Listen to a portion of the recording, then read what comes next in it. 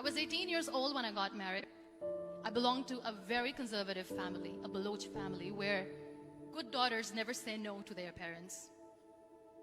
My father wanted me to get married, and all I said was, if that makes you happy, I'll say yes. And of course, it was never a happy marriage. Just about after 2 years of getting married, about 9 years ago, I met a car accident. Somehow my husband fell asleep and the car fell in the ditch. He managed to jump out, saved himself. I'm happy for him. But I stayed inside the car and I sustained a lot of injuries. The list is a bit long.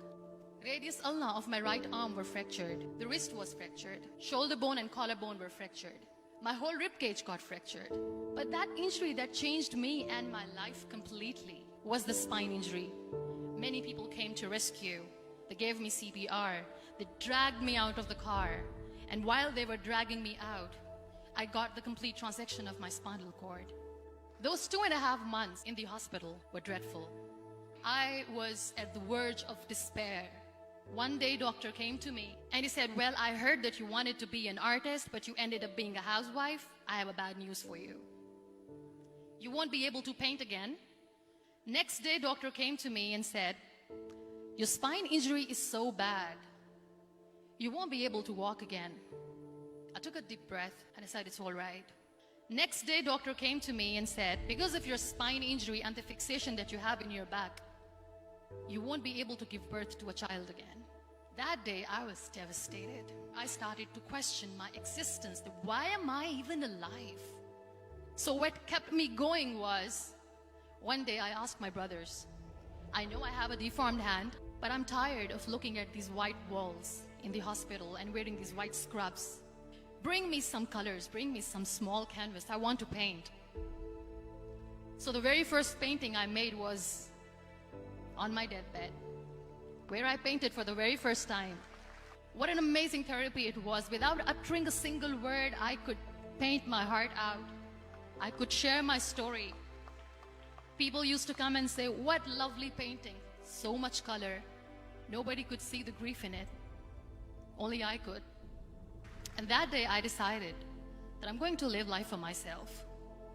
I am not going to be that perfect person for someone. I am just going to take this moment and I will make it perfect for myself. That I'm going to fight my fears. So I wrote down one by one all those fears. And I decided that I'm going to overcome these fears one at a time. You know what was my biggest fear? Divorce. But the day I decided that this is nothing but my fear, I liberated myself by setting him free.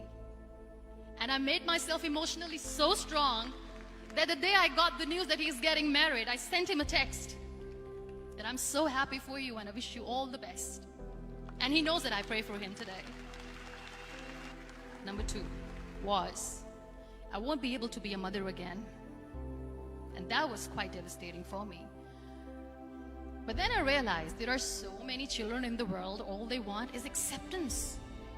So there is no point of crying, just go and adopt one. And that's what I did.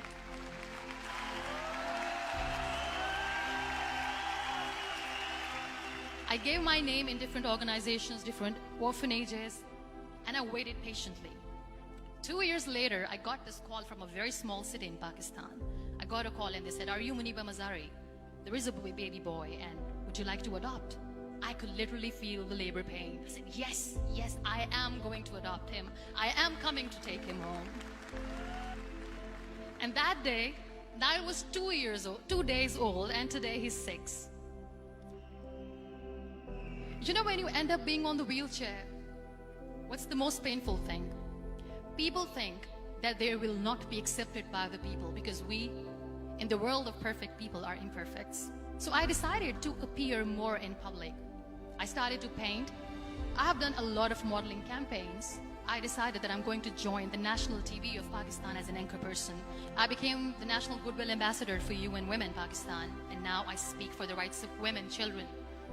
I was featured in BBC 100 Women for 2015. I'm one of the Forbes 30 under 30 for 2016.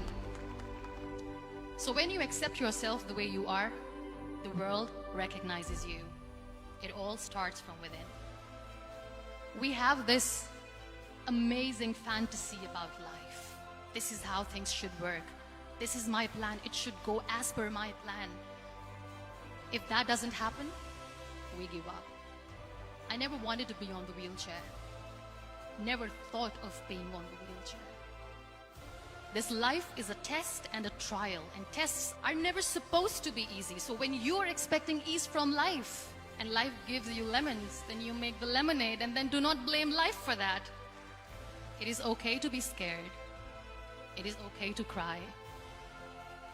Everything is okay, but giving up should not be an option. They always say that failure is not an option.